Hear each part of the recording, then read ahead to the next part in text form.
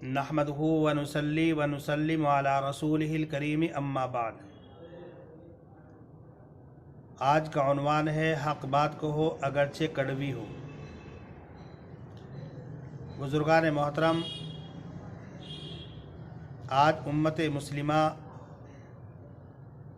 जिस इन्हितात और तनज़्ज़ुली के दौर से गुज़र रही है और जितनी तवील मग़लूबियत उम्मत मुस्लिमा को इस वक्त दरपेश है, शायद इतनी तवील मग़लूबियत उम्मत मुस्लिमा को कभी पेश न आई हो। आज मॉब लिंचिंग के नाम से मुसलमानों को कत्ल किया जा रहा है। मनसूबाबंद तरीक़े से मुसलमानों को इन्हितात और तनज़्ज़ुली की तरफ धकेलने की पूरी कोशिश की जा रही है। इस्लामी तशख़्ख़ुसात को मिटाया जा रहा है। कहीं कुरान करीम पर तबसरे किए जाते हैं, फ़िक्रे कसे जाते हैं, कहीं रसूल अकरम सल्लल्लाहु अलैहि वसल्लम की शान में नाज़ेबा कलिमात इस्तेमाल किए जाते हैं, कहीं हज़रात सहाबा इकराम को मुग़ल्लज़ात बकी जाती हैं, गालियाँ दी जाती हैं।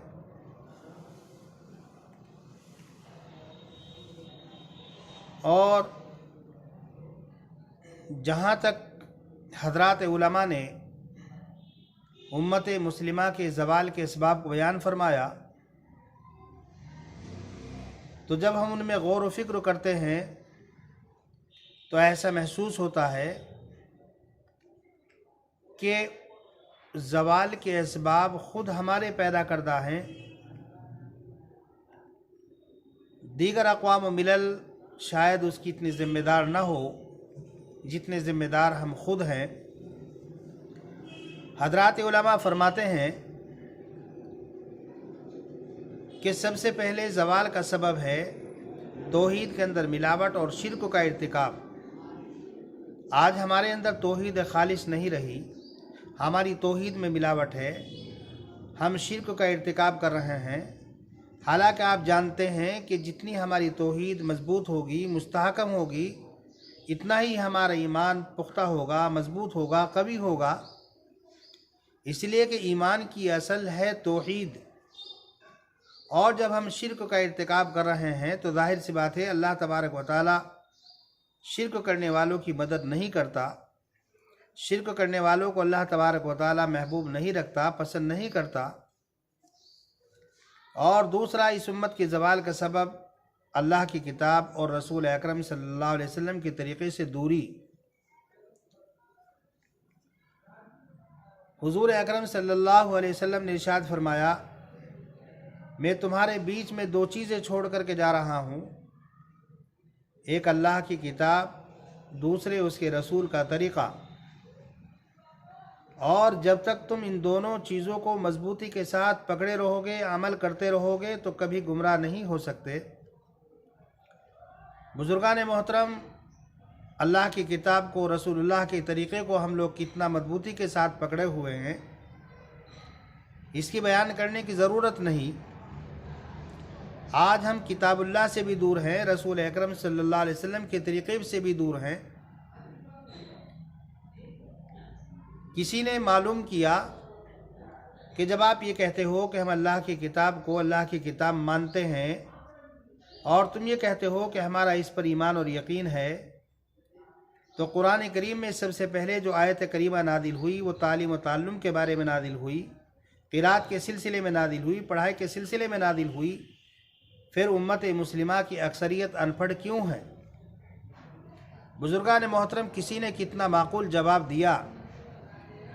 ये कहा कि उम्मत मुस्लिमा की अक्सरियत कुरान करीम को पढ़ती नहीं है, और जो लोग कुरान करीम को पढ़ते हैं उनमें से अक्सरियत वो हैं जो कुरान करीम को समझते नहीं हैं, और जो थोड़े बहुत कुरान करीम को समझते हैं तो उन हजरात का कुरान करीम पर अमल नहीं है।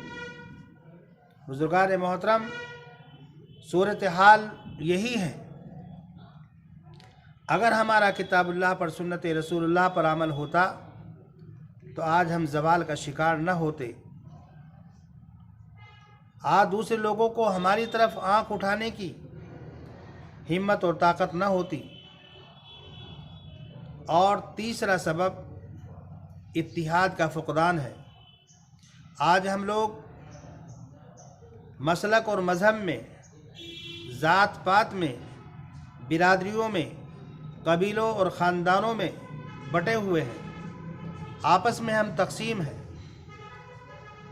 حالانکہ اللہ تبارک و تعالی قرآن کریم میں فرماتا ہے، ایمان والو اللہ کی اور اس کے رسول کی اطاعت کرو اور آپس میں جھگڑا مت کرو، ورنہ تو تم پھسل جاؤ گے اور تمہاری ہوا اکھڑ جائے گی۔ آج صورتحال آپ کے سامنے ہے، جگہ جگہ جھگڑے ہیں، جگہ جگہ اختلافات ہیں۔ ہمارے مدارس، ہماری مساجد، ہماری تنظیمیں اختلافات سے محفوظ نہیں ہیں۔ رسول اکرم صلی اللہ علیہ وسلم نے ارشاد فرمایا، جو تھوڑی چیز پر شکریہ ادا نہیں کرتا وہ زیادہ پر بھی شکریہ ادا نہیں کرتا، اور جو لوگوں کا شکریہ ادا نہیں کرتا تو اللہ کا بھی شکریہ ادا نہیں کرتا۔ اللہ کی نعمتوں کو بیان کرنا شکر ہے، اور نعمتوں کو بیان نہ کرنا یہ ناشکری ہے۔ اور اجتماعیت، اتفاق اور اتحاد یہ اللہ کی رحمت ہے۔ آپس میں فرقت، تفرقہ بازی، آپس میں تقسیم یہ عذاب ہے۔ بزرگان محترم، ہمیں اس پر غور و فکر کرنے کی ضرورت ہے۔ اور چوتھے نمبر پر فرمایا کہ اس امت کے زوال کا سبب ہے دنیا سے محبت اور موت سے کراہیت۔ حضرت ثوبان رضی اللہ تعالیٰ عنہ کی مشہور حدیث ہے، رسول اکرم صلی اللہ علیہ وسلم نے ارشاد فرمایا کہ تم پر ایک ایسا زمانہ آئے گا کہ دیگر اقوام و ملل تمہاری طرف اس طریقے سے جھپٹیں گے، اس طریقے سے حملہ آور ہوں گے جیسے بھوکے لوگ دسترخوان پر کھانے کی طرف لپکتے ہیں۔ حضرات صحابہ کرام نے کہا، اے اللہ کے رسول، کیا اس وقت ہماری تعداد کم ہوگی؟ آپ نے فرمایا، تعداد کم نہیں ہوگی، تمہاری تعداد اس وقت بہت ہوگی، لیکن تمہاری حیثیت سیلاب میں بہنے والے کوڑے کرکٹ اور تنکوں کی طرح ہوگی۔ تمہاری کوئی حیثیت نہیں ہوگی، تمہارا کوئی مقام و مرتبہ نہیں ہوگا، لوگوں کے دلوں سے تمہارا رعب نکال دیا جائے گا اور تمہارے دلوں کے اندر وہن پیدا ہو جائے گا۔ صحابہ نے کہا کہ اللہ کے پیغمبر، وہن کیا ہوتا ہے؟ آپ نے فرمایا، دنیا کی محبت اور موت سے کراہیت۔ بزرگان محترم، ہر آدمی جانتا ہے کہ آج ہمارے دلوں کے اندر دنیا کی کس قدر محبت ہے، اور حصول دنیا کے لیے ہم اپنے ایمان کو بھی بیچ دیتے ہیں، اپنی ضمیر کو بھی بیچ دیتے ہیں، اور انسانیت کو بھی ختم کر دیتے ہیں، اور کوئی آدمی مرنا نہیں چاہتا، آپ جانتے ہی ہیں۔ لیکن مسئلہ یہ نہیں ہے کہ حالات پہلے نہیں آئے، مسائل پہلے نہیں آئے، آلام پہلے نہیں آئے، پہلے بھی آئے، حالات کا سامنا پہلے بھی کرنا پڑا، لیکن پہلے کے حالات میں اور اب کے حالات میں فرق ہے۔ پہلے ایسے لوگ تھے جو ظالم اور جابر کے سامنے حق بات کہنے کے لیے کھڑے ہو جاتے تھے، آنکھوں میں آنکھیں ڈال کر بات کرنے کی وہ طاقت رکھتے تھے۔ لیکن آج کی صورتحال مختلف ہے۔ آج ہم بزدل ہو چکے ہیں۔ آج ہمارے اندر ظالم اور جابر بادشاہوں سے آنکھ میں آنکھ ڈال کر بات کرنے کی طاقت اور قوت نہیں ہے۔ یہ ہمارے لیے المیہ ہے۔ آپ حضرات کو معلوم ہوگا، عبداللہ ابن علی العباس جو جعفر منصور کے چچا تھے، جب انہوں نے دمشق کو فتح کیا تو 1 گھنٹے میں 36,000 مسلمانوں کو قتل کیا، اور دمشق کی جو جامع مسجد تھی اس کے اندر اپنے گھوڑوں اور خچروں کو داخل کیا، مسجد کی بے حرمتی کی، اور لوگوں کے سامنے آیا اور آ کر کہنے لگا کیا آج کسی کے اندر ہم سے معاہدہ کرنے کی طاقت ہے؟ کوئی آج ہمارا مقابلہ کر سکتا ہے؟ لوگوں نے کہا نہیں۔ کہا کیا کوئی آج ہمارے اوپر اعتراض کر سکتا ہے؟ کوئی ہمارے اوپر اشکالات کر سکتا ہے؟ لوگوں نے کہا کہ اگر کوئی اعتراض کر سکتا ہے تو امام اوزاعی۔ امام اوزاعی بہت بڑے محدث تھے، امیر المومنین فی الحدیث تھے، بہت بڑے زاہد عالم تھے۔ کہا وہ اعتراض کر سکتے ہیں۔ اپنے سپاہیوں کو بھیجا، بلا کر کے لاؤ۔ اور جب سپاہی امام اوزاعی علیہ الرحمہ کے پاس پہنچے اور کہا عبداللہ آپ کو یاد کر رہے ہیں، تو انہوں نے پڑھا حسبنا اللہ و نعم الوکیل، ہمیں اللہ ہی کافی ہے اور وہی بہترین کارساز ہے۔ کہا ٹھہرو۔ اندر گئے، غسل کیا، کپڑے بدلے اور کپڑوں کے نیچے کفن پہنا اور کہا چلو۔ چل دیے۔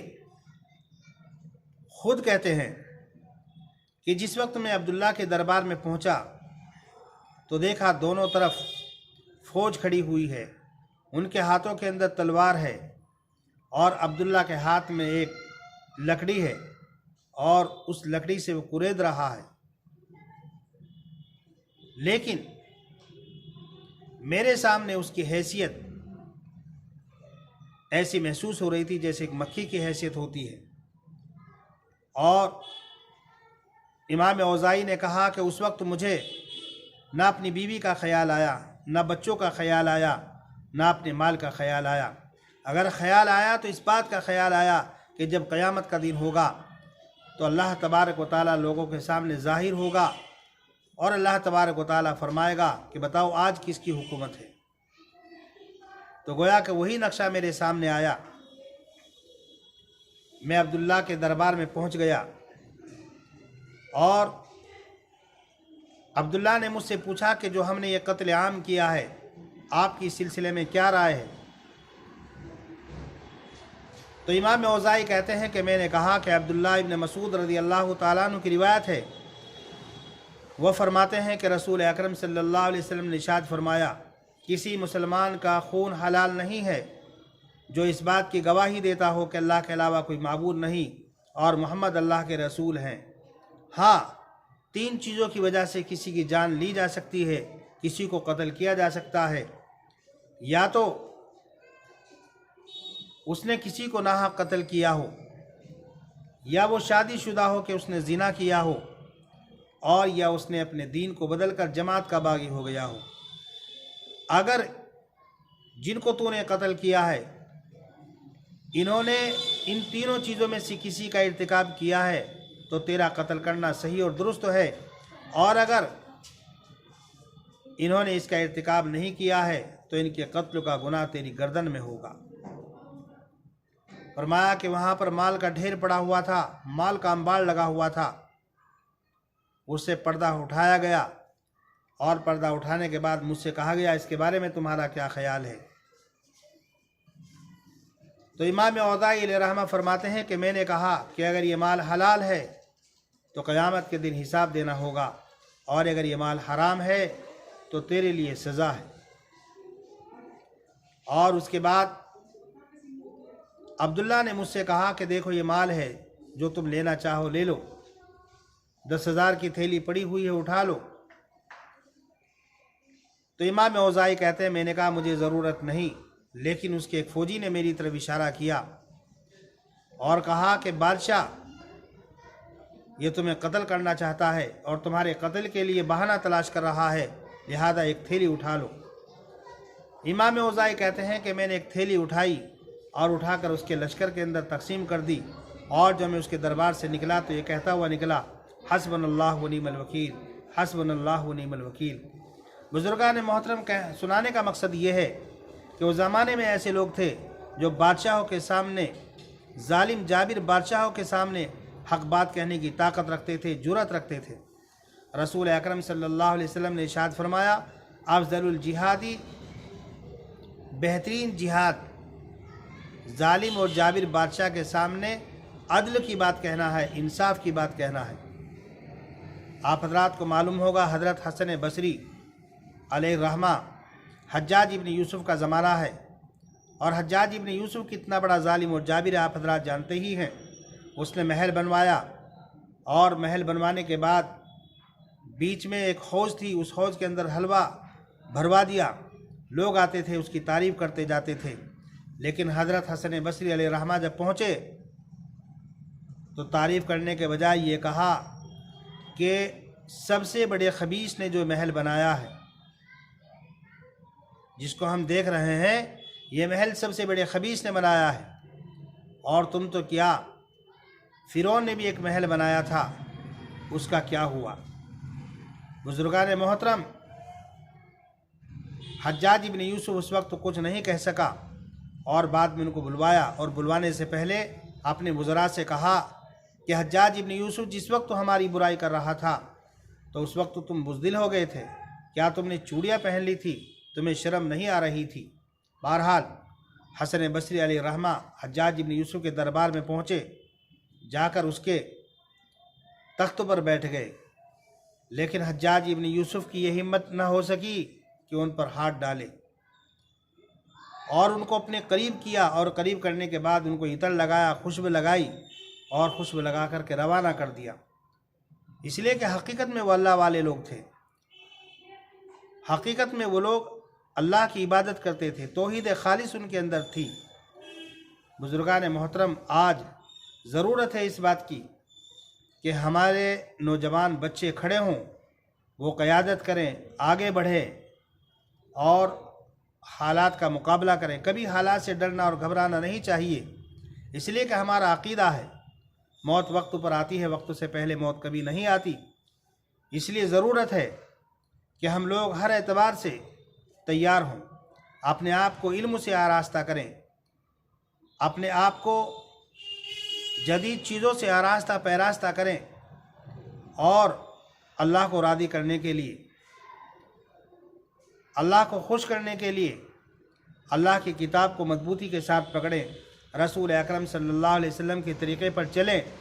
بزرگان محترم، آج ضرورت ہے اس بات کی کہ ہم اپنے اندر ہمت پیدا کریں، جرأت پیدا کریں، اپنے آپ کو طاقتور بنائیں، ورنہ تو گیدڑوں کی طرح مارے جائیں گے، کوئی ہمیں پوچھنے والا نہیں ہوگا، تاریخ کے اندر ہماری داستان نہیں ہوگی۔ بزرگان محترم، آج ہم جلسے کر لیتے ہیں، احتجاج کر لیتے ہیں، صرف جلسے کر لینا اور احتجاج کر لینا کافی نہیں، آج ضرورت ہے اقدام کی، ہمیں اقدام کرنا ہوگا، اور اقدام سے پہلے بہت کچھ کرنا ہوتا ہے، اس کی ہمیں تیاری کرنا ہوگی، اور ہمیں لوگوں کے لیے نفع بخش ہونا ہوگا، لوگوں کے لیے ہمیں کارآمد بننا ہوگا، لوگوں کی ضرورتوں کو ہمیں پورا کرنا ہوگا، اور جس مشن اور مقصد کے لیے ہم دنیا کے اندر بھیجے گئے، کنتم خیر امۃ اخرجت للناس تأمرون بالمعروف وتنہون عن المنکر، اس پر عمل پیرا ہونا ہوگا۔ بزرگان محترم، جب تک ہم امر بالمعروف نہیں کریں گے، نہیں عن المنکر نہیں کریں گے، ہمارے اوپر اللہ کا عذاب آتا ہی رہے گا، ہمارے اوپر آفات اور بلیات آتی ہی رہیں گی۔ آپ حضرات کو معلوم ہے کہ حضرت عیسیٰ علیہ نبینا علیہ السلام اور حضرت داؤد علیہ السلام کے ذریعے بنی اسرائیل پر جو لعنت کی گئی تھی، وہ اس وجہ سے لعنت کی گئی تھی کہ وہ اللہ کی نافرمانی کرتے تھے، معصیت کرتے تھے، گناہ کرتے تھے، اور ساتھ ساتھ میں ایک دوسرے کو برائی سے نہیں روکتے تھے۔ بزرگان محترم، ضرورت ہے ہم بھلائی کا حکم کریں اور لوگوں کو برائی سے روکیں اور خود بھی رکیں۔ اللہ تبارک و تعالی سے دعا ہے کہ اللہ تبارک و تعالی ہم سبھی کو عمل کرنے کی توفیق مرحمت فرمائے۔ وما علینا الا البلاغ۔